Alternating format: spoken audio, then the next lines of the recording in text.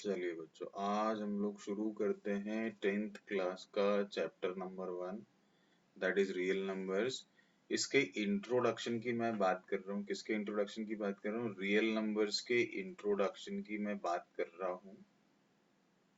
और real numbers के बारे में हम बहुत कुछ समझते भी हैं, जानते भी, लेकिन थोड़ा सा सिंपल सिंपल जो है उसको हम रिपीटेशन कर लेते हैं। ठीक है, तो सबसे पहले तो हम लोगों ने जो आज तक पढ़ रखा है या नहीं भी याद हो तो हम इसको रिपीट कर सकते हैं। Natural numbers, natural number starts from 1 2 3 और ये चलते ही चले जाते हैं, खत्म नहीं होते। तो मतलब नेचुरल नंबर्स जो होते हैं वो क्या होते हैं? इनफाइनाइट होते हैं। इसके नीचे अगर मैं बात कर लूँ तो यहाँ से मैं अगर एक ब्रैकेट बना दूं तो ये तो हो गया बच्चों जीरो। यहाँ पर ये 1 2 3 4, यहाँ से तो सारे जो नंबर्स हैं वो क्या आ गए? नेचुरल नंबर्स आ गए। अब जीरो से लगा करके ये यहाँ मैं आगे तक अगर बढ़ता चला जाऊं तो ये क्या हो जाते हैं? जीरो से लगा करके यहाँ इनफाइनाइट तक अगर मैं चला जाऊं तो ये सारे के सारे क्या हो जाते हैं? होल नंबर्स हो जाते हैं। फिर यहीं पर अगर -3 -2 -1 0 1 2 3 इस तरीके से अगर यहाँ पर चले जाएं तो पॉजिटिव में इनफाइनाइट नंबर्स हो जाएंगे। यहाँ पर अगर हम आ जाते हैं तो नेगेटिव में हमारे पास इनफाइनाइट नंबर्स हो जाएंगे। अब क्या होता है? दोनों साइड नेगेटिव नंबर्स में भी इन्फिनिटी तक चले जाते हैं, पॉजिटिव नंबर्स जो होते हैं उसमें भी इन्फिनिटी तक चले जाते हैं। तो ये क्या हो जाएंगे? These all are integers, these all are integers मतलब ये 0 1 2 3 4 तो आएंगे ही आएंगे। यहाँ पर नया जो आएगा ये -1 -2 -3 इस तरीके के नंबर्स भी आ जाएंगे। और अगर हम इसको नंबर लाइन के ऊपर शो कर दें, यहाँ पर 0 आ गया, यहाँ 1 आ गया, यहाँ पर 2 आ गया, यहाँ -1 आ जाएगा, यहाँ पर -2 आ जाएगा। तो इसके बीच में 0 और -1 के बीच में भी इनफाइनाइट नंबर्स होते हैं। इनफाइनाइट नंबर्स 0 से लेके 1 के बीच में भी इनफाइनाइट नंबर्स होते हैं। इनफाइनाइट नंबर्स होते हैं। तो ये हम लोग छोटी क्लासेस में थोड़ा बहुत समझ चुके हैं। अभी भी जैसे जैसे एक्सरसाइज में आता जाएगा वैसे वैसे हम इसको समझते जाएंगे। इंटीजर्स आ जाते हैं। इंटीजर्स के बाद नेक्स्ट जो चीज हमारे पास आती है, दे आर रैशनल नंबर्स।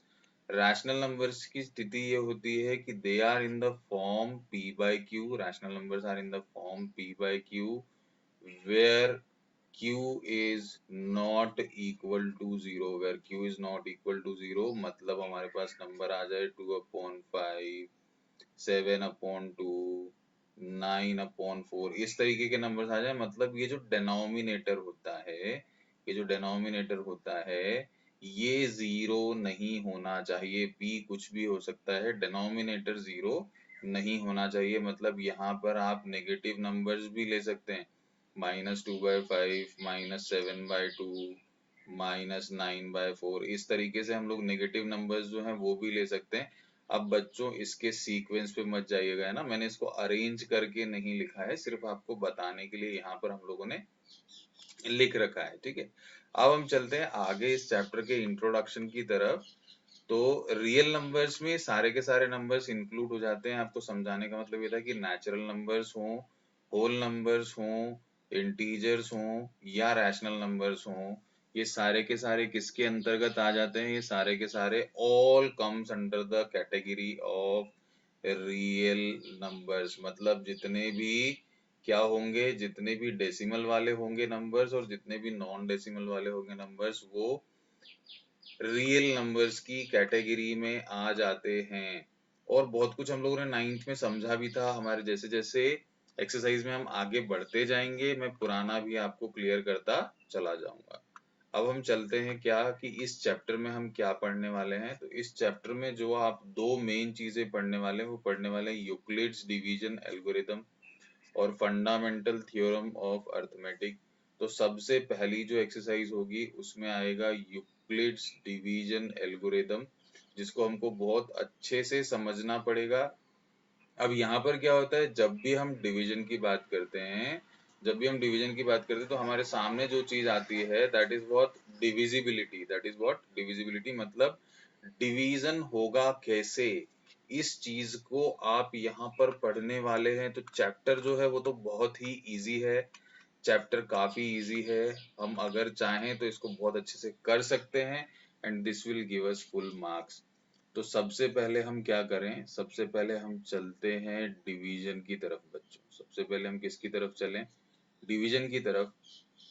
तो डिवीजन को समझ लें आप, डिवीजन क्या होता है। जैसे मान लीजिए मेरे पास कोई नंबर है 10, बहुत बहुत छोटे तरीके से बच्चों समझने की कोशिश करेंगे, बिल्कुल स्मॉलेस्ट लेवल से, ताकि आप लोगों को कोई परेशानी ना आए।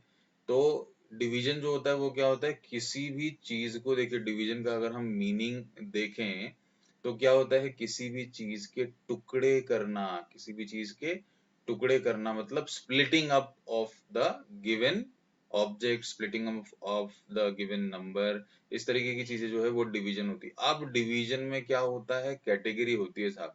इस 10 को अगर मैं बात करूं, है ना बच्चों, इस 10 को अगर हम बात करें, तो अगर तो हम इसको 2 से डिवाइड कर दें, तो ये तो क्या आ जाएगा, 2 5 जा 10 आ जाएगा। तो यहाँ पर रिमाइंडर जो है वो क्या आ जाएगा, 0 आ जाएगा। तो इसने हमको क्या बताया, इसने हमको ये बताया कि 2 प्लस 2 प्लस 2 प्लस 2 प्लस 2 अगर मैं ऐसा लिख दूं, मतलब 10 को 5 बराबर हिस्सों में अगर मुझे बांटना हो, 10 को 5 बराबर हिस्सों में बांटना हो, मतलब if I want to divide equally into 5 parts, if I want to divide 10 into 5 parts, तो मेरे पास क्या आ जाएगा, इक्वल पार्ट्स 2 2 2 2, 5 2 मेरे पास आ जाएंगे, जिससे रिजल्ट मेरा 10 आ जाएगा। इसी को हम मल्टीप्लिकेशन के फॉर्म में क्या लिख देते हैं, 2 multiplied by 5 is equal to 10। इसको हम किस में लिख देते हैं, मल्टीप्लिकेशन फॉर्म में लिख देते हैं। अब यहाँ पर एक चीज और जो समझने की है, जिसको हम समझ लें, तो ये क्या होता है बच्चों, ये तो होता है डिवाइजर, ये तो होता है कोशिएंट, और ये जो बच जाता है नीचे ये होता है रिमाइंडर। और यहाँ पर अगर मैं 10 की बात करूं तो ये होता है डिविडेंड। तो डिविडेंड, डिवाइजर, कोशिएंट और रिमाइंडर, इस चीज को हम बहुत छोटे से पढ़ रहे हैं, किसके फॉर्म में, रिमाइंडर थ्योरम के फॉर्म में। तो रिमाइंडर थ्योरम क्या होता है बच्चों, रिमाइंडर थ्योरम होता है dividend is equal to divisor into quotient plus remainder, इस तरीके की स्थिति बनती है। तो यहाँ पर तो रिमाइंडर मेरे पास आ ही गया बच्चों, क्या आ गया है, 0 आ गया। तो यहाँ पर कोई टेंशन है नहीं, डिविडेंड को मैंने लिख दिया 10, डिवाइजर को मैंने लिख दिया है 2, कोशिएंट मेरा आ गया है 5 और रिमाइंडर जो है वो आ गया है 0। तो ये आ गया है 10 is equal to 2 multiplied by 5 plus 0। यहाँ पर मैंने इसको वेरीफाई कर लिया। अब देखो, अगर आप 10 को समझने की कोशिश करें, तो अगर मैं 3 को और 10 को, अगर मुझे 10 को किसमें बांटना हो, 3 3 3 3 करके हिस्से अगर मुझे बांटने हो, तो क्या करूंगा मैं, क्या ये पूरी तरीके से बट पाएगा, नहीं बट पाएगा। देखो 3 3 जा आ जाएगा क्या, 9। तो यहाँ पर मेरे पास जो रिजल्ट आ जाएगा वो आ जाएगा 1। तो अब ये तो हो गया मेरा क्या, डिवाइजर, ये क्या हो गया, कोशिएंट हो गया बच्चों, ठीक है। ये क्या हो गया, ये हो गया रिमाइंडर। तो देखो यहाँ पर रिमाइंडर बच रहा है, यहाँ पर रिमाइंडर बच रहा है। अगर इसी को मुझे 4 से डिवाइड करना होता, अगर इसी को मुझे 4 से डिवाइड करना होता, तो मैं क्या करता, व्हाट शुड आई डू। अब मेरा रिजल्ट क्या था, 4 और 10 को अगर मैं कन्वर्ट करने की कोशिश करूं, डिवाइड करूं, तो 4 टू जा तो आ गया बच्चों 8। उम्मीद करता हूं समझ आ रहा होगा बच्चों। 4 टू जा तो आ गया है 8, अब यहाँ पर रिमाइंडर मेरा क्या बच गया, देखो यहाँ पर भी रिमाइंडर बच रहा है मेरे पास, क्या बच रहा है, 2 बच रहा है। ये क्या हो गया है फिर से, ये डिवाइजर है, ये क्या है, ये डिविडेंड है, और ये क्या है, ये कोशिएंट है। अब बच्चे सोच रहे होंगे सर इतनी छोटी सी चीज को इतना लंबा क्यों खींच रहे हो।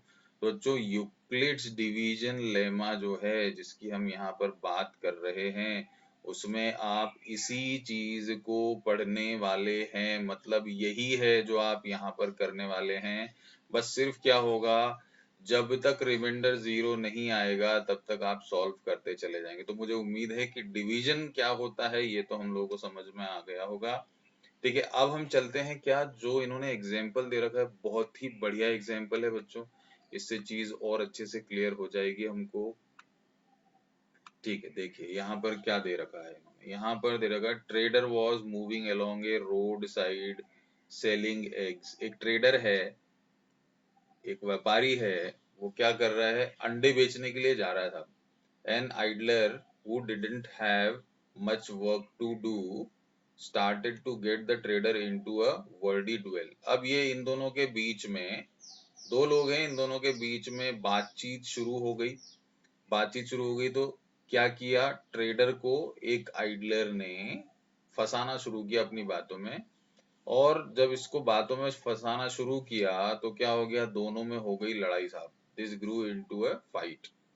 उसने क्या किया, he pulled the basket, idler ने क्या किया, बास्केट को खींच लिया जिसमें अंडे थे और उसको dashed it on the floor, उसको जमीन पर डाल दिया। तो क्या हुआ, सारे अंडे जो थे वो टूट गए। अब ये है बात कहाँ की, ये है बात गांव की।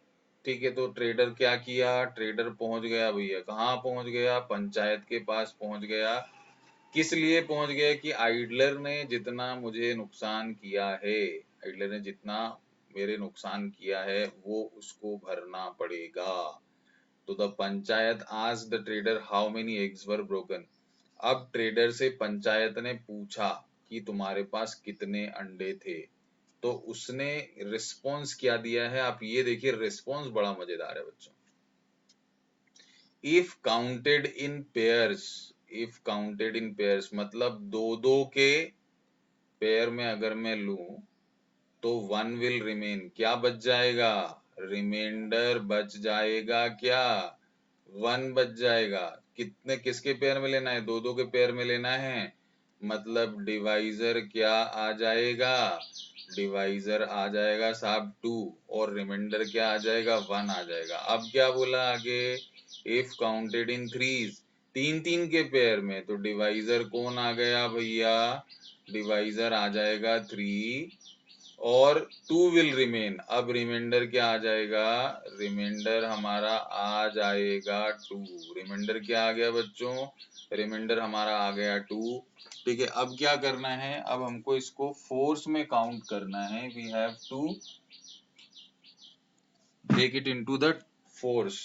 ठीक है, तो फोर्स में अगर हम इसको काउंट करते हैं तो अब क्या बोल रहा है ये, अगर मेरा डिवाइजर 4 हो जाए, अगर मेरा डिवाइजर जो है वो 4 हो जाए तो रिमाइंडर कितना बच रहा है मेरे पास, रिमाइंडर मेरे पास बच रहा है 3। देखिए हर बार स्थिति बदलती जा रही है, डिवाइजर बदलता जा रहा है तो रिमाइंडर जो है वो भी बदलता जा रहा है। देखिए एक कम आ रहा है हर बार। ठीक है, हर बार जो रिमाइंडर है वो एक क्या होता जा रहा है, बढ़ता जा रहा है। देखिए यहाँ पर एक एक रिमाइंडर बढ़ता जा रहा है, और यहाँ पर जो है वो क्या हो रहा है, डिवाइजर इंक्रीज होता जा रहा है। तो इसको अगर हम किसी सिंपल नंबर को लेकर के समझने की कोशिश करें तो देखिए डिवाइजर तो है 4, ठीक है, यहाँ पर डिवाइजर है 5, यहाँ पर डिवाइजर है 3, यहाँ पर डिवाइजर है 2। तो पेयर्स में काउंट करके क्या बच जाए, 1 बच जाए। थ्रीज में काउंट करें तो क्या बच जाए, 2 बच जाए। तो इसको बहुत ही सिंपली अगर मैं समझने की कोशिश करूं तो देखिए यहाँ पर क्या होगा, एक तो होगा मेरे पास डिविडेंड, क्या होगा, डिविडेंड होगा। एक तो मेरे पास क्या है, डिविडेंड है। डिविडेंड क्या लिया था हमने? डिविडेंड लिया था हमने डिवाइजर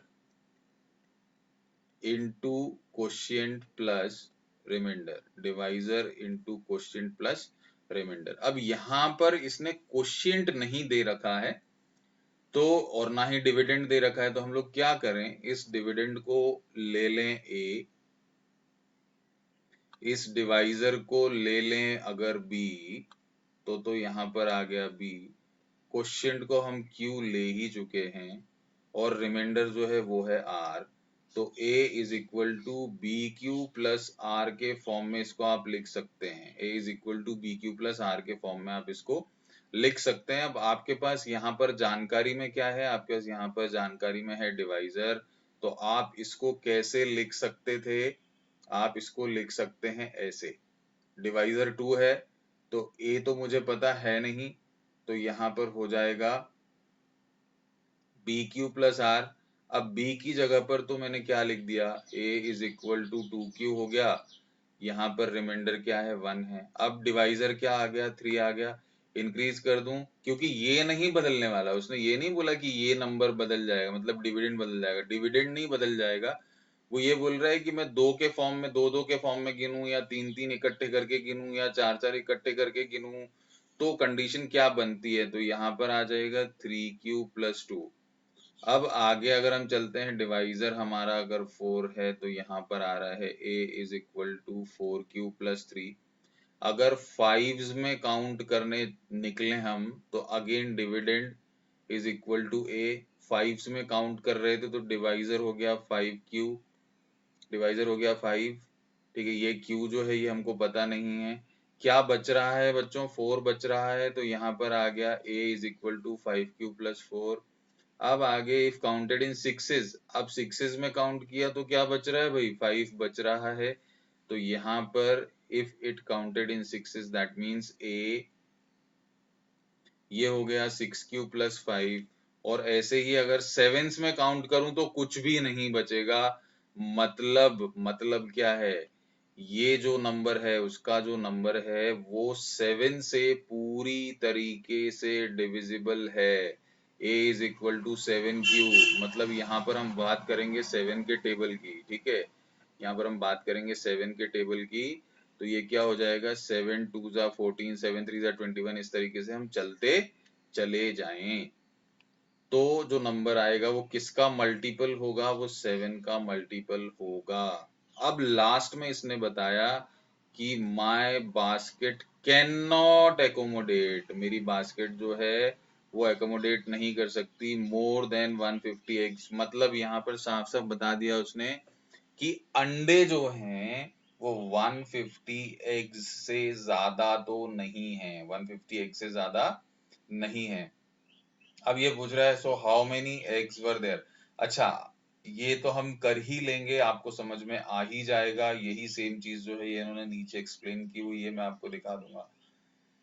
ये समझ आ गया होगा कि यूक्लिड्स डिवीजन एल्गोरिदम में डिवीजन है, और जो dividend is equal to divisor into quotient plus remainder जो हमारा थ्योरम था, रिमाइंडर थ्योरम, उसको हम यहाँ पर पूरी तरीके से यूज करने वाले हैं, तो इट इज नॉट डिफिकल्ट। अब यहाँ पर देखिए ये लोग बोल रहे हैं कि we will try to solve the puzzle, तो यहाँ पर इसने बोला है कि भैया जो ए है, जो ए है वो तो, ए जो है वो छोटा है किससे, 150 से, ए जो है वो छोटा है किससे, मतलब डिविडेंड जो है वो 150 से छोटा है, डिविडेंड इज लेस देन 150, ठीक है। तो इसके नीचे नीचे हमको इसको सॉल्व करना है। अब इन्होंने आगे वही दिया है, if counted in sevens nothing will remain, मतलब a is equal to 7q जो मैं ले रहा था, इन्होंने यहाँ पर ले लिया है a is equal to 7p, मतलब इसका 7 का मल्टीपल ये यहाँ पर आने वाला है। अब देखिए if counted in sixes a is equal to 6q plus 5, if counted in fives 4 will remain, this is a is equal to 5w plus 4, a is equal to 4s plus 3, a is equal to 3t plus 2, a is equal to 2u plus 1। अब बच्चों यहाँ पर आप लोगों को ये लग सकता है कि इन्होंने p q w s t u क्यों लिया है, तो यहाँ पर देखिए नंबर तो था सेम, नंबर तो था सेम, तो क्वोशिएंट जो होगा वो अलग अलग आएगा। इसलिए अलग क्वोशिएंट के लिए अलग वर्ड इन्होंने यूज किया हुआ है, अलग अल्फाबेट इन्होंने यूज किया। जैसे 7 के साथ जब हम डिवाइड करेंगे तो क्वोशिएंट होगा p, जब आप 6 के साथ डिवाइड करेंगे तो क्वोशिएंट क्योंकि अलग आएगा, पहले वाला तो आएगा नहीं, इसलिए इन्होंने यहाँ पर q ले लिया। यहाँ पर w भी क्यों लिया, क्योंकि जब आप 5 से सेम नंबर को डिवाइड करेंगे तो क्वोशिएंट सेम नहीं आने वाला है, quotient is different, quotients are different for quotients are different for different divisors, quotients are different for different divisors, ठीक है। quotients are different for different divisors if dividend is same in them, is dividend is same in them, मतलब dividend अगर वही का वही है तो आप क्या करें, डिवाइजर चेंज कर दें तो क्वेश्चन जो होता है वो भी चेंज हो जाता है और रिमाइंडर जो होता है वो भी चेंज हो जाता है। Questions, remainders and questions, remainders and questions are different for different divisors if dividend is same in them, ठीक है। अब चलिए इसी पजल को आप अगर सॉल्व करने के लिए निकले हैं तो यहाँ पर पॉसिबल रिमाइंडर्स क्या क्या आ गए, देखिए यहाँ पर पॉसिबल रिमाइंडर्स वो ये बोल रहा है कि the number of eggs, the total number of eggs are divisible by 7, are divisible by 7, that means क्या आ गया हमारे पास, क्योंकि ये 7 से डिविजिबल हैं तो यहाँ पर क्या आ जाएगा हमारे पास, यहाँ पर आ गया 0 1 2 3 4 5 6, ये हमारे क्या आ जाएंगे, ये हमारे आ गए हैं रिमाइंडर्स, ये हमारे क्या आ गए हैं बच्चों, रिमाइंडर्स आ गए हैं। 0 1 2 3 4 5 6, 7 इसलिए नहीं आ सकता क्योंकि ये 7 से तो कंप्लीटली डिविजिबल है, तो 7 से जब ये डिविजिबल होगा तो रिमाइंडर 0 ही आएगा।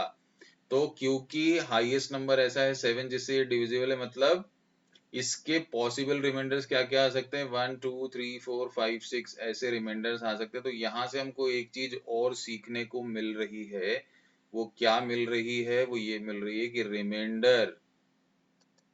Reminder is always less than, remainder is always less than divisor, remainder जो होगा वो हमेशा डिवाइजर से क्या होगा, छोटा होगा, remainder is always less than divisor. अब देखिए यहाँ पर इन्होंने इसी चीज को आगे एक्सप्लेन किया हुआ है, ठीक है। थ्योरम 1.1 भी दिया हुआ है। Getting back to your puzzle, do you have any idea how you will solve it? Yes, आप क्या करें, 7 के मल्टीपल्स को देखना शुरू कर दें जो गिवन कंडीशंस को सेटिस्फाई करे। अगर आप ट्रायल और एरर मेथड से एलसीएम का कंसेप्ट लगाते तो you will find he had 119 eggs, उसके पास कितने एग्स होने वाले हैं, 19 एग्स होने वाले हैं। अब क्या यूक्लिड्स डिवीजन लेमा होता क्या है उसको आप यहाँ पर समझ सकते हैं। जैसे ये क्या दिया हुआ है, देखो बच्चों ये दिया हुआ है 17 और 6, ये दिया हुआ है 5 और 12, ये दिया हुआ है 20 और 4।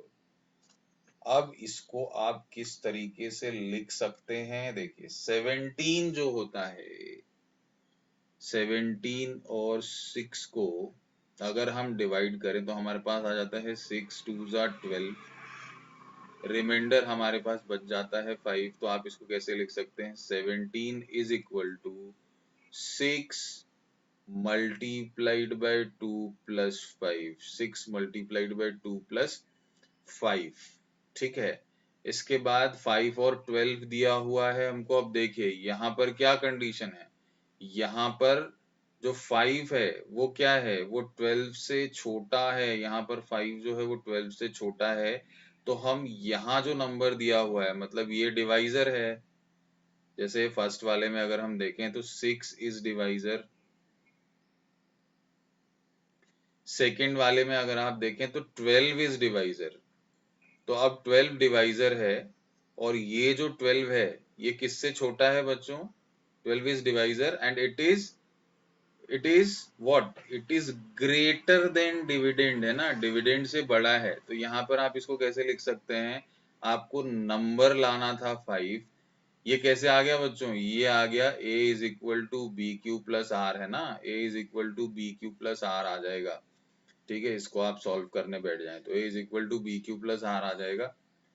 तो b तो इसमें क्या हो गया हमारा? b इसमें है 12।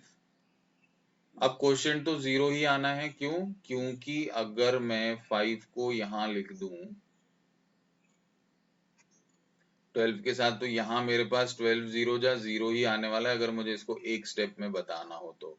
और रिमाइंडर जो है वो 5 आएगा, तो यहाँ पर रिमाइंडर आ गया 5। अब देखिए 20 और 4 है, 20 और 4 में अब जो 20 है वो क्या हो गया बच्चों? 20 जो है वो हो गया हमारा क्या?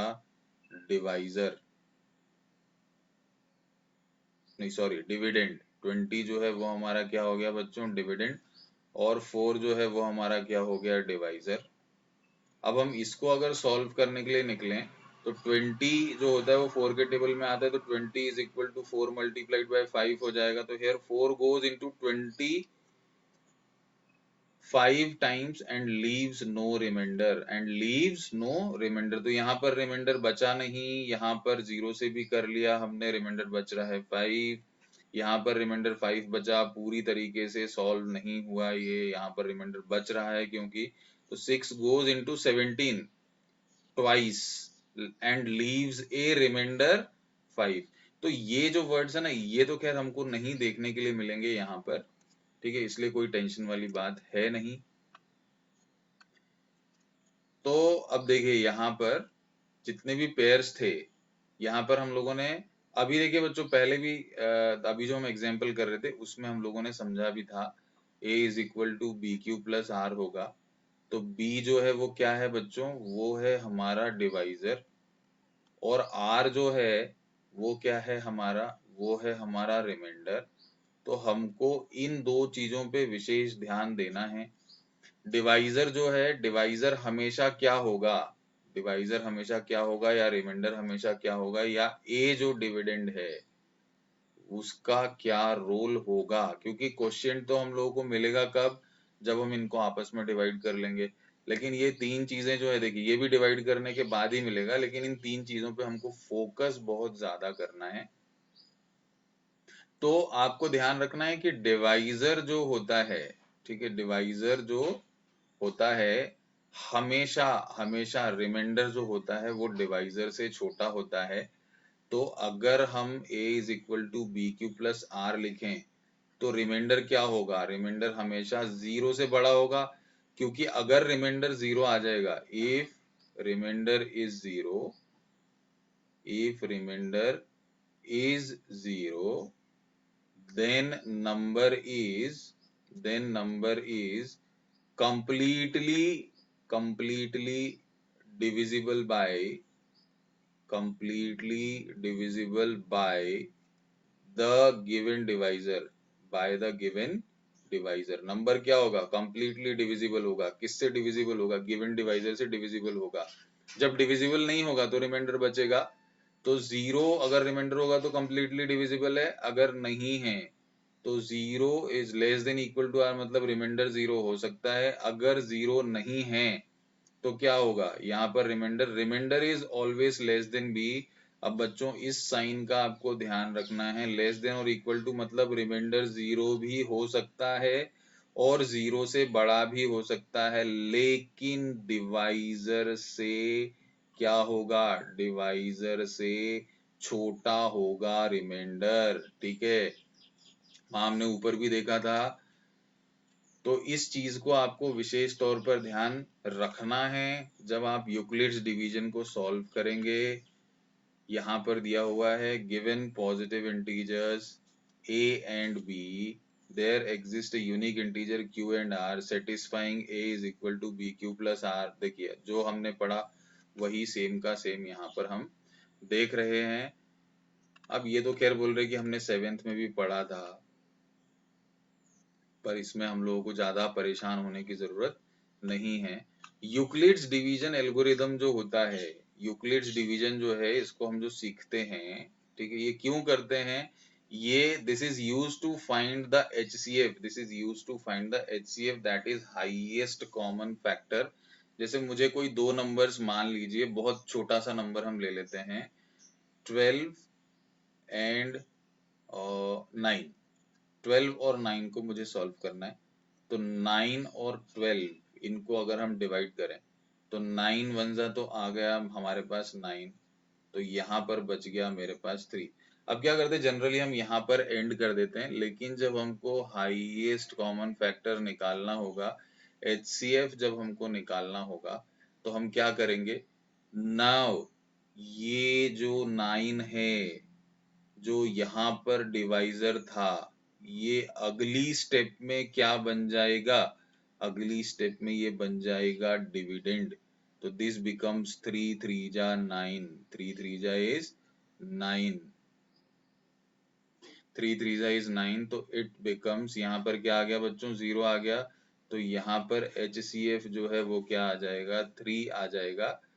अब इसी चीज को हम क्या बोल रहे हैं, यूक्लिड्स डिवीजन एल्गोरिदम। जैसे यहाँ पर 12 था, तो a मेरा था 12, a इज इक्वल टू क्या आ गया हमारे पास, a इज इक्वल टू आ गया हमारे पास B Q plus R, a is equal to क्या आ गया हमारे पास, बी क्यू प्लस आर आ गया। तो a तो था 12, b हमारा क्या हो गया, b होता है डिवाइजर 9, यहाँ पर जो क्वोशिएंट है वो क्या आ गया बच्चों, 1 आ गया, तो 9 इंटू 1 प्लस आर कितना आ गया, आर हमारा यहाँ पर पहली बार में कितना आया था, 3 आया था, तो ये हो गया 9 प्लस 1 प्लस 3। अब ये जो डिवाइजर था, अब ये डिविडेंड हो जाएगा, तो नाउ दिस बिकम्स a, तो ये हो गया 9।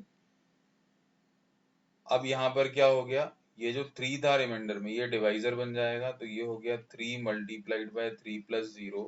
तो आखिरी जो डिवाइजर होता है that is what, HCF, HCF is equal to 3। इसको इस तरीके से हम यहाँ पर मेंशन करना सीखेंगे यूक्लिड्स डिवीजन एल्गोरिदम में। तो we will discuss this part in the next video, ठीक है बच्चों, ये हम नेक्स्ट वीडियो में डिस्कस करेंगे। और बहुत सारी चीजें हैं डिस्कस करने के लिए, लेकिन जैसे जैसे हम बढ़ते जाएंगे, इवन नंबर का कॉन्सेप्ट, ऑड नंबर का कॉन्सेप्ट, ये सारी चीजें हम डिस्कस करेंगे नेक्स्ट वीडियो में। तो प्लीज जो भी देखें इनको पूरा देखें, आप लोगों को बहुत अच्छी तरीके से समझ में आएगा। थैंक यू बच्चों।